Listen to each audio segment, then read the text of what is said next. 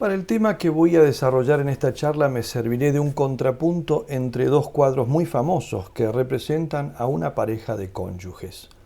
La idea la he tomado de un artículo sobre este tema, publicado hace ya una década por el Pontificio Consejo para la Familia. La autora de ese artículo era una crítica de arte, religiosa contemplativa, de las adoratrices perpetuas del Santísimo Sacramento, Sor María Gloria Riva. He añadido muchas consideraciones personales, pero la idea general la tomo prestada de esta estudiosa.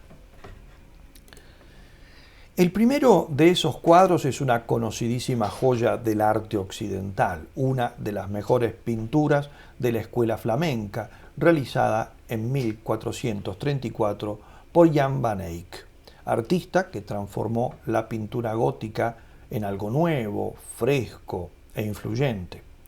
Van Eyck fue uno de los primeros que firmaron y dataron sus obras. Pertenecía a una familia de pintores de Lieja y muy probablemente se inició en el arte de la miniatura, lo que explicaría luego el detallismo de su obra y la técnica refinada que la caracteriza.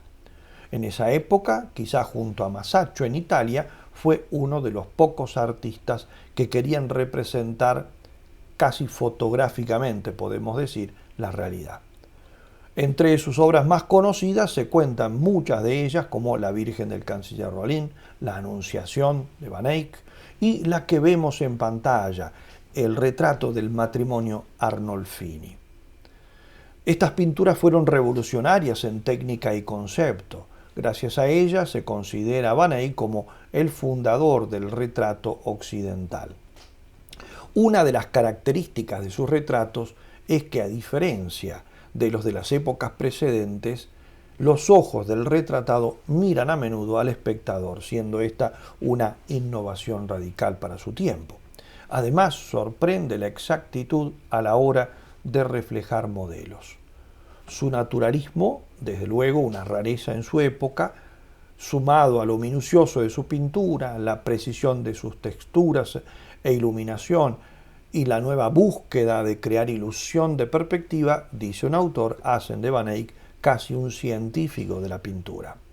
Todo el arte posterior, por eso, está en deuda con él. Nuestra obra, como acabo de decir, representa a los cónyuges Arnolfini en su cámara nupcial. Los Arnolfini eran una pareja de esposos oriundo de Lucca, Italia, pero afincados para esta época en que comisionan el cuadro en Bélgica. Este cuadro representa al rico y noble Giovanni Arnolfini, que toma de la mano delicadamente a su joven esposa Giovanna Cenami, y si bien esta aparece encinta, la mayoría de los críticos piensan que no lo está, sino que el autor sigue la costumbre muy extendida en el siglo XV de retratar a las mujeres con el vientre abultado como símbolo de fertilidad. La pintura está llena de detalles tan minuciosos que hacen de esta la obra maestra de Van Eyck. Muchos de esos detalles resultan enigmáticos y vienen acarreando discusiones desde hace ya 5 siglos. Yo voy a referirme solamente a 6 de esos detalles, ¿no? Que me permiten mostrar un cambio de perspectiva en la visión del matrimonio y del amor conyugal y por ende también en el noviazgo, entre el pasado cristiano representado en este cuadro de Van Eyck y la actualidad que muchos califican, no sin cierta razón, postcristiana. El segundo cuadro que consideraré, y será el cuadro de referencia moderno, es de un conocido pintor contemporáneo, el colombiano Fernando Botero, famosísimo por sus característicos personajes obesos, exuberantes y a menudo sensuales y grotescos. En su amplio repertorio pictórico, Botero ha reproducido muchas veces este cuadro de Van Eyck, el cual parece que le fascina. De sus varias versiones he elegido esta por ser la más parecida al modelo flamenco. Botero rehizo la escena imbuido de la mirada moderna del amor y del matrimonio. No se trata, por lo tanto, de una copia que podemos decir caricaturesca o cómica, sino de una verdadera adaptación cultural. Esto, por lo tanto, va más allá de lo meramente artístico. refleja un cambio notable en la concepción del amor conyugal y de la familia. Ignoro si Botero hizo a propósito los cambios que voy a mencionar a continuación, pero su intencionalidad o la falta de ella no es esencial a lo que aquí quiero explicar. Su pintura, sea de propósito o sin propósito, refleja, de hecho, una nueva visión cultural. Y si no hubo intención de parte de la artística, entonces la tesis que voy a expresar se hace más fuerte todavía, porque representaría que el cambio de perspectiva espiritual y ética ha calado tan profundamente y tan completamente en buena parte de la sociedad que un artista de ella lo expresa sin darse cuenta o sin tener propósitos particulares de modificar nada. Es la manera en que nuestra sociedad ve las cosas, concretamente en este caso el amor y el matrimonio. Por tanto, entonces no intento comparar a estos dos autores, Van Eyck y Botero. No sé si se puede y no soy yo quien está a la altura para hacerlo, sino las miradas que las sociedades a las que cada uno de ellos representa y a las cuales pertenecen tienen o han tenido, en el caso de Van Eyck, sobre el amor conyugal, el matrimonio y la familia. Me voy a detener, como dije, solo en 6 detalles presentes en ambas obras. Creo que estos representan las dos concepciones diversas del amor y del matrimonio a las que acabo de aludir. Ante todo, vamos a dirigir nuestra mirada a los pies de los esposos. Observemos primero el cuadro de Van Eyck. Allí ambos cónyuges están descalzos. Los pies de la esposa en realidad no se ven, están cubiertos por los pliegues del hermoso vestido que lleva, pero sus zuecos rojos de refinada hechura se ven al fondo, lo he señalado con esa flecha, acomodado junto a una especie de diván que hay al lado de la cama, ¿no? Lo que nos indica entonces que ella está descalza. El varón lleva medias, pero también está descalzo, y sus zuecos sí se ven en primer plano junto a la puerta y apuntando hacia ella. Son sin duda los suyos, puesto, como he dicho, él no los lleva y están al lado suyo. La posición de ambos calzados indican también la función del cónyuge. Los de ella dentro, en lo interior de la casa, ¿no?, de la que ella es ama y señora. Los de él junto a la puerta, porque el empeño por mantener su familia lo lleva fuera del hogar a la conquista del mundo. Por otra parte, la desnudez de los pies de ambos cónyuges aluden al episodio de Moisés al encontrar la zarza ardiente sobre el Sinaí y las palabras que escucha de boca de Dios. Moisés, quítate las sandalias porque el terreno que pisas es sagrado. Van Eyck quiso así subrayar la índole sacrosanta del matrimonio y el carácter de templo que adquiere en la fe cristiana el hogar y en particular la habitación conyugal. Allí se consuma un sacramento y los esposos al unirse se hacen signo vivo de la unión indisoluble de Cristo con su iglesia, como explica San Pablo en la epístola a los Efesios capítulo 5. Si luego Dios bendice esa unión con un hijo, se renovará en ese hogar el misterio de la creación del hombre, pero esta vez asociando a ese hombre y a esa mujer, los esposos, como procreadores, es decir, como socios del Creador. Por eso, aunque Giovanna no estaba embarazada al momento de contraer matrimonio, se la representa con el vientre abultado, mostrando la esperanza futura de los esposos. Algunos suponen en realidad que el cuadro, terminado de hecho un par de años después del momento que está reflejando, une todo ese periodo trasladando al momento de la boda el de la futura maternidad como una suerte de película.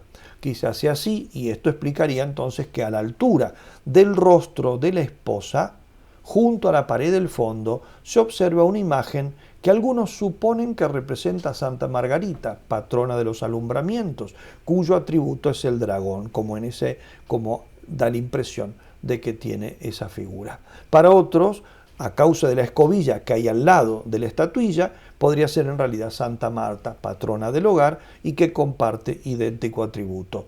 En todo caso, lo que es cierto es que en aquella época, para la sociedad, la maternidad era considerada como la culminación de la feminidad.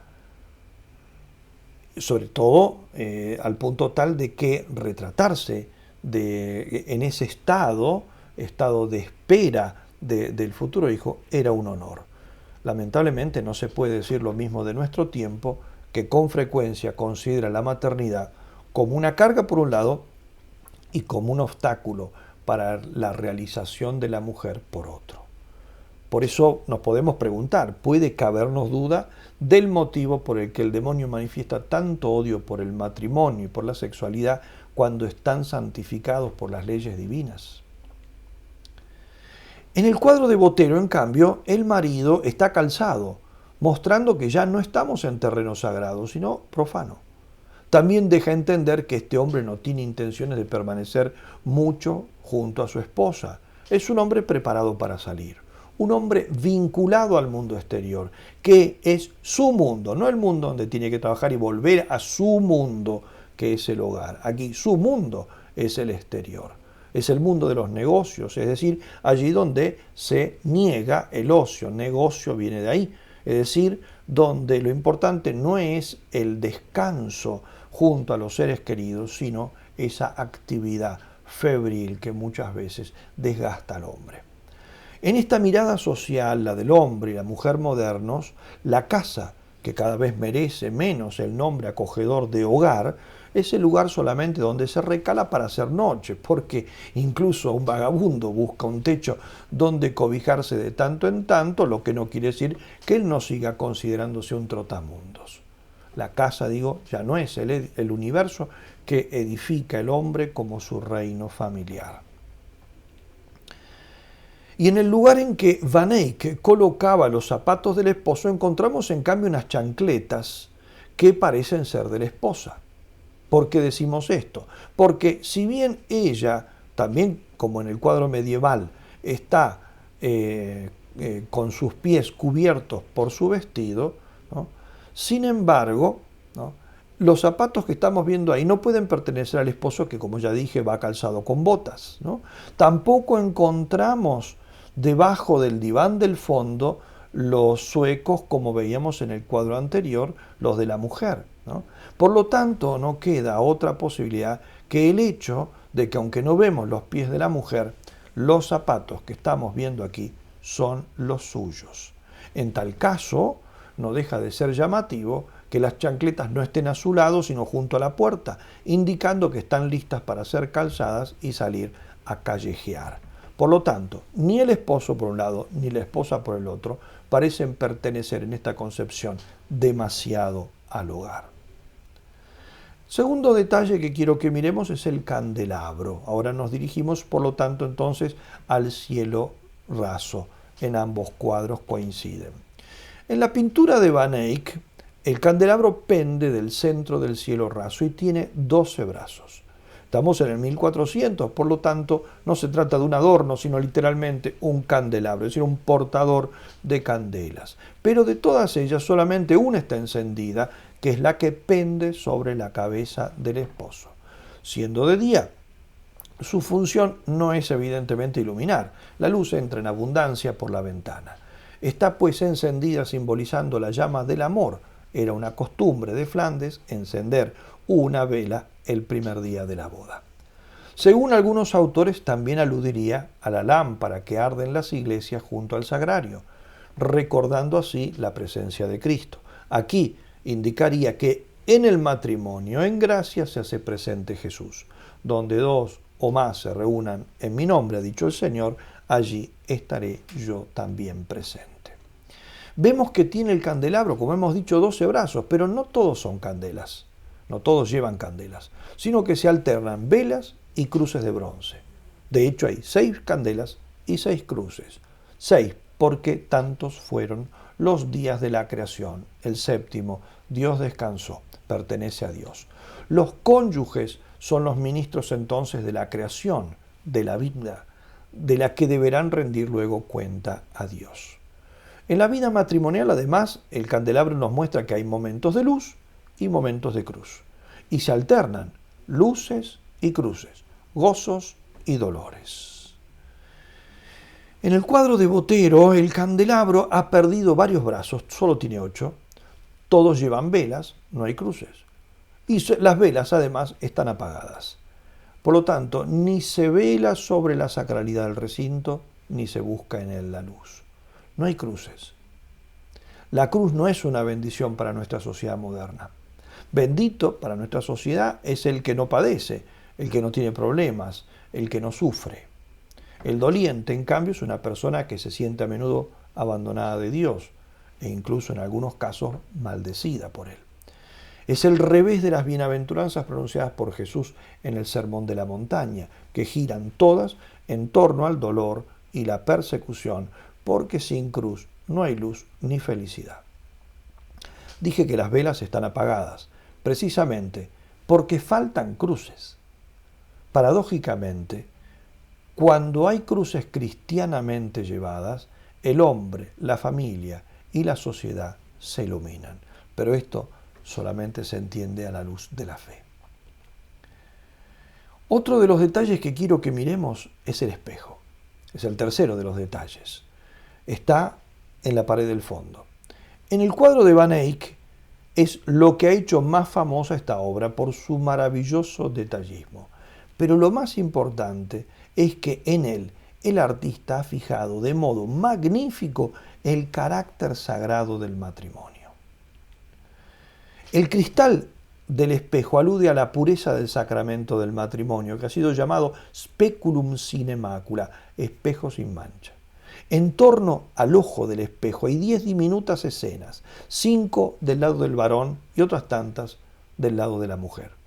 Las del varón representan escenas de Cristo doloroso pero vivo, la oración en el huerto, su captura, el juicio ante Pilato, la flagelación y el camino al Calvario. Las de la mujer son escenas de Cristo muerto y resucitado, la muerte de Cristo, el descenso de la cruz, la sepultura, el descenso al limbo y finalmente la resurrección. Hay quienes han especulado que con esto el artista habría querido significar que para el momento de su pintura la joven esposa había muerto y el cuadro representaba el homenaje del fiel esposo, pero esto en realidad no es seguro. Lo cierto es que Cristo y Cristo crucificado, como dice San Pablo, debe ser el centro de la vida de los esposos, y esto deliberadamente ha querido reflejarlo Van Eyck. Además, junto al espejo podemos ver que cuelga un rosario. Es una referencia a María Santísima y a la oración. Los rosarios eran en aquel tiempo un presente habitual del novio a su futura esposa. El cristal del que está fabricado es signo de pureza. El rosario sugiere la virtud también de la novia y su obligación de ser devota.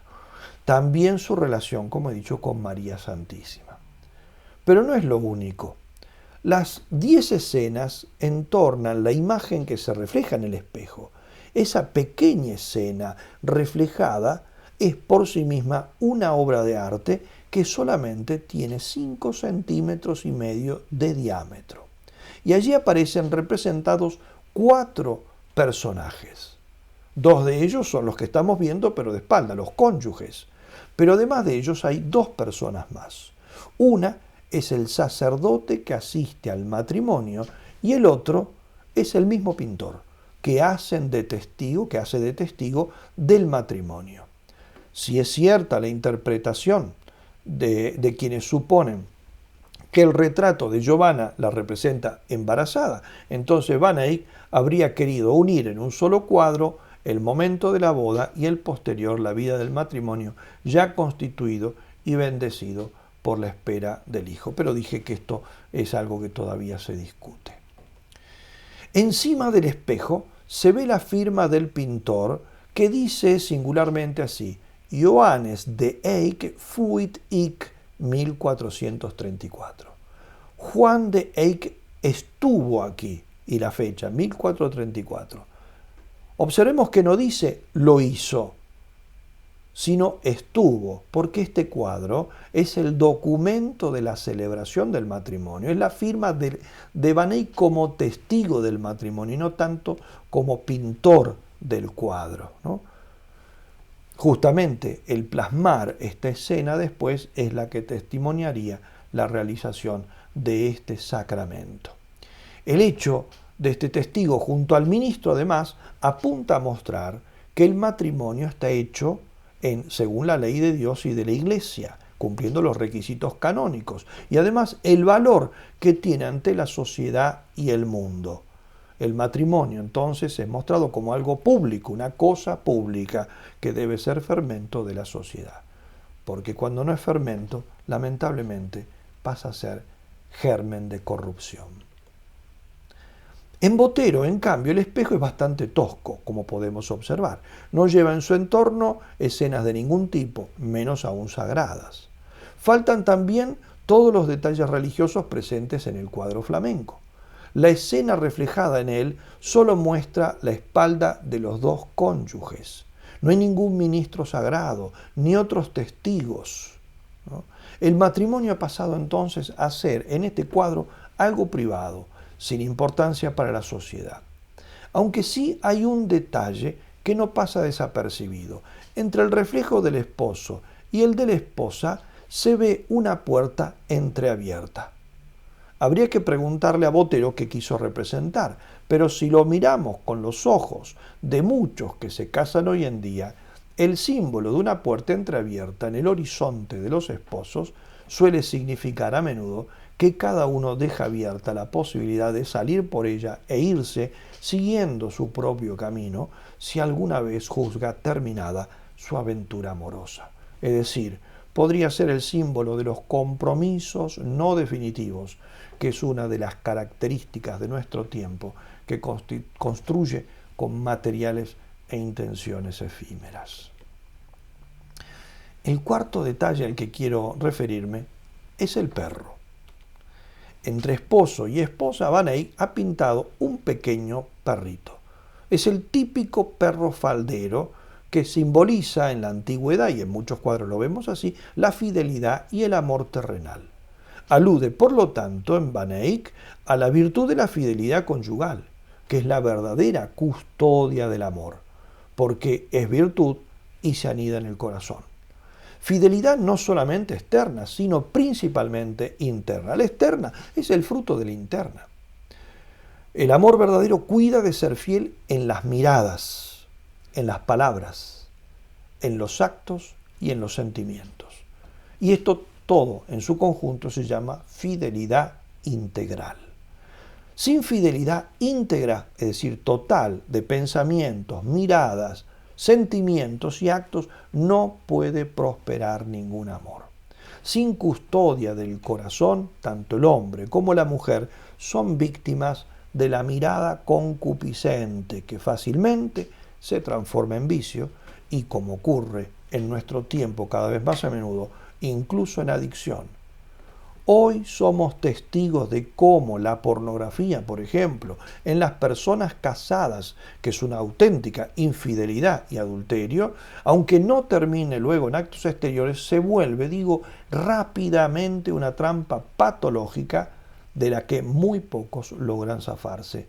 Y quienes lo consiguen no lo hacen sin grandísimos sacrificios y heridas. Esta es una de las principales causas de fracaso matrimonial de nuestro tiempo. En Botero, en cambio, el perro caniche se ha transformado en un bulldog, porque cuando falta la virtud del corazón para custodiar el amor y la fidelidad, el recurso al que se echa mano es la vigilancia, la sospecha y la fuerza, que son las que simboliza este perro.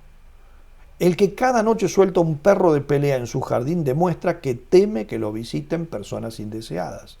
Un perro de pelea es signo de desconfianza y de temor. No se confía en el otro, por eso se hace necesario amedrentar con buenos dientes y potentes ladridos. Pero un amor conyugal, donde los esposos se ladran y amenazan para no ser traicionados, no es ya un matrimonio feliz. Es una jauría que convive porque comparten la misma guarida. El quinto detalle es la cama. Al fondo y a la derecha de nuestra mirada se ve una cama con baldaquino, hecha con ricos tejidos rojos que simbolizan la pasión y además proporcionan un poderoso contraste cromático con el verde de la indumentaria femenina. Lo que llama la atención en ambos cuadros es que la cama está en el salón en que se reciben las visitas.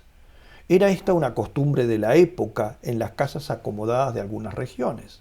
Los Arnolfini eran personas muy ricas, por lo tanto, no es que faltasen habitaciones en la casa y fuera necesario poner entonces la cama en la sala de recepción. Los motivos evidentemente aquí son otros.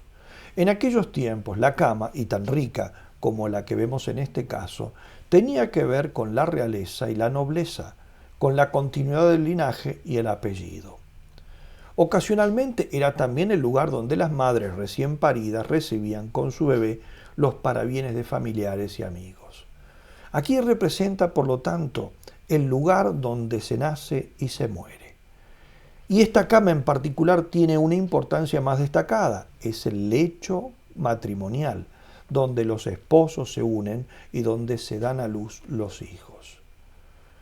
Quienes hayan leído la Odisea de Homero tendrán muy presente que Odiseo, es decir, Ulises, había construido su casa usando como columna central y sostén de todo su palacio un tronco de árbol con raíces bien metidas en la tierra, el cual era al mismo tiempo una de las patas de su lecho matrimonial. Con esto, Homero simbolizaba que toda la familia, la estirpe, la sociedad doméstica nacía del amor perpetuo de los cónyuges y de él dependía para subsistir. Quien mancillaba, quien destruía el lecho matrimonial no solamente atentaba contra la relación de los cónyuges, sino que se venía abajo toda la familia y con la familia toda la sociedad. Hoy en día, lamentablemente, se nace en una sala de neonatología y se muere en la anónima terapia intensiva de un hospital. Se ha así desnaturalizado e impersonalizado la vida y la muerte. No era así en la antigüedad. Era dentro de todo más humano, aunque más precario, más humano. Del mismo modo, hoy se cede fácilmente a la tentación de cambiar de cónyuge y de lecho cada vez que la fidelidad exige sacrificios y dolores. Pues bien, la cama parece en ambos cuadros sustancialmente idéntica, salvo la intensidad, si se quiere, del rojo Borgoña en el cuadro flamenco. Sin embargo, hay una diferencia. En el de Van Eyck, la sombra de la esposa se proyecta sobre la cama, en el de Botero no. Más aún, en ninguna de las versiones que hizo Botero de este cuadro encontramos este detalle que Van Eyck marcó tan notoriamente. Personalmente, yo creo que Botero puso allí la cama porque si no lo hubiera hecho, el suyo no sería ya la escena de los Arnolfini de Van Eyck. Pero en su cuadro la cama no tiene ya el sentido del hecho conyugal y fundante de la sociedad familiar que le imprimió el pintor flamenco. Está allí, pero no explícitamente relacionada con el matrimonio. En el de Van Eyck, la sombra de la esposa se recuesta en ella. Es su lecho, el de su amor conyugal y de su amor materno. Solo la muerte podrá separarla de aquel a quien allí, sobre ese lecho, como Jesús sobre la cruz, se ha entregado a ella para siempre. El sexto y último detalle es la misma esposa. En el cuadro de Van Eyck, Giovanna, la joven esposa, posee un rostro sereno y dulce y apoya blandamente su mano derecha sobre la izquierda del marido. Casi se diría que él se la sostiene. Ella esboza una delicada sonrisa. Su postura se despliega en una suerte de zigzag, como se usaba en la Edad Media como canon de belleza femenina, según podemos ver en muchas imágenes medievales de la Virgen Santísima. Pero curiosamente, por detrás de ambas manos románticamente entrelazadas, se ven dos siniestras estatuillas de madera. Una arriba, que en realidad son dos, una de frente y otra de espalda, y otra debajo. Estas dos o tres estatuillas representan demonios o al menos personajes siniestros. El artista ha querido mostrar que el amor siempre está acechado por el mal. El enemigo del hombre es enemigo principalmente del amor, del matrimonio y de la vida. Y no descansa cuando descubre un verdadero amor dispuesto a poner la voluntad de Dios como norte de su vida. Por eso cuando los que se aman sinceramente piensan que no tendrán que sufrir tentaciones y que no deberán nunca luchar con todo el alma contra el mismo demonio para mantener puras sus promesas matrimoniales, evidentemente se engañan a sí mismos y no conocen lo que es la vida. Si el mismo Jesús quiso ser tentado en el desierto, fue para que nunca perdamos de vista que el demonio no descansa. Los que se aman deben, por tanto, estar siempre atentos a sus insidias. Pero si no hay virtud, es muy difícil que uno pueda vencer esta lucha. La victoria sobre la tentación no se improvisa, se prepara desde toda la vida. En Botero, las manos tienen una posición similar, pero más tosca y menos íntima. Y el rostro de la esposa, evidentemente, deja mucho que desear. Sin embargo, no es esto lo que diferencia esencialmente el cuadro moderno del antiguo. Porque la realidad no es como en las películas en las cuales los actores son siempre dechados de belleza y sensualidad. Que una mujer o un hombre no sean prototipos de hermosura y atractivo no es en sí mismo ningún problema. Al contrario, a menudo detrás de rostros perfectos y cuerpos dignos de una escultura griega encontramos corazones hueros y afectividades conflictivas e inmaduras. Y no es la belleza de la mujer la que hace dichoso al hombre, ni la belleza y apostura del varón lo que hace feliz a la mujer, sino la perfección y transparencia de sus almas.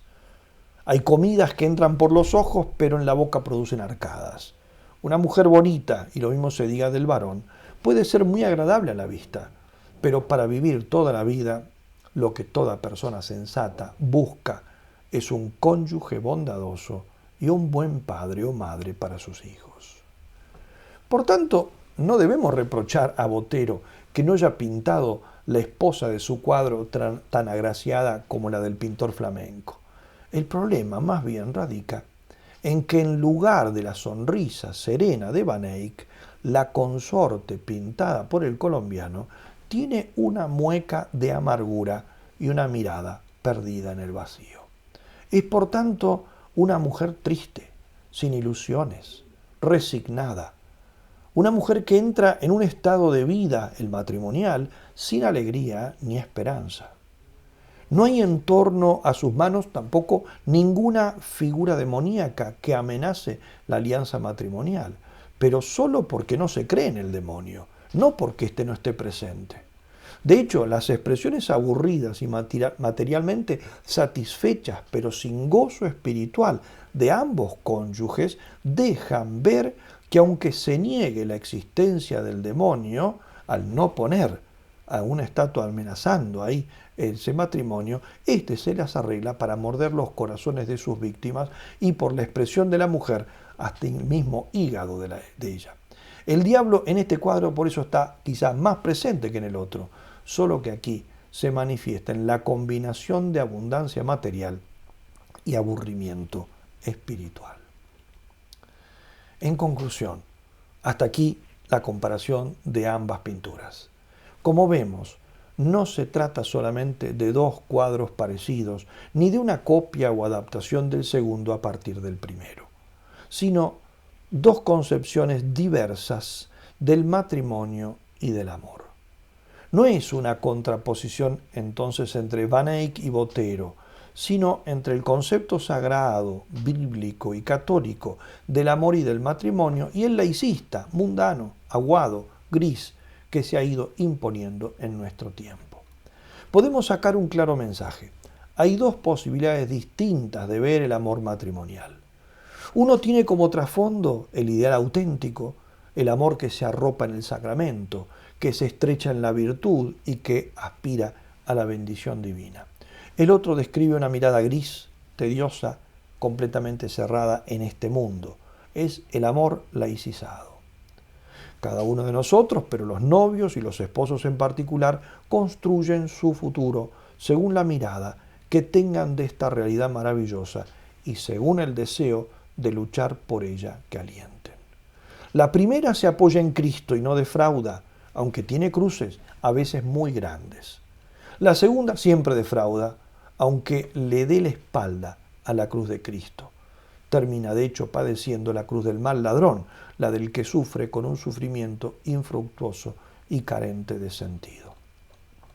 Hoy en día, los matrimonios y los jóvenes que están en vías de casarse tienen que volverse hacia Jesús y abrirle de par en par las puertas de sus noviazgos, de sus matrimonios y de sus familias. En todas las dimensiones, la física, la afectiva, la espiritual, la social. Deben tener mucho cuidado con las filtraciones de la mentalidad mundana, egoísta, cerrada a la vida, centrada en lo material, porque estas filtraciones corroen toda la estructura interna del verdadero amor, unas veces desmoronando el edificio y otras, por lo menos, dejándolo oxidado y carcomido.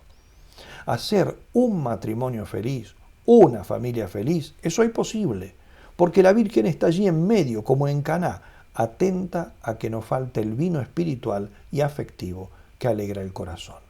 Y si falta, bueno, ella sabe pedir milagros a su Hijo, y éste no se los niega nunca. Pero hay que fundarse sobre Cristo, sobre la fe, sobre la caridad, sobre el Evangelio. Por eso, al final de esta charla no me queda otra cosa que pedirle a Dios que nos conceda muchos matrimonios santos. Que Dios los bendiga a todos.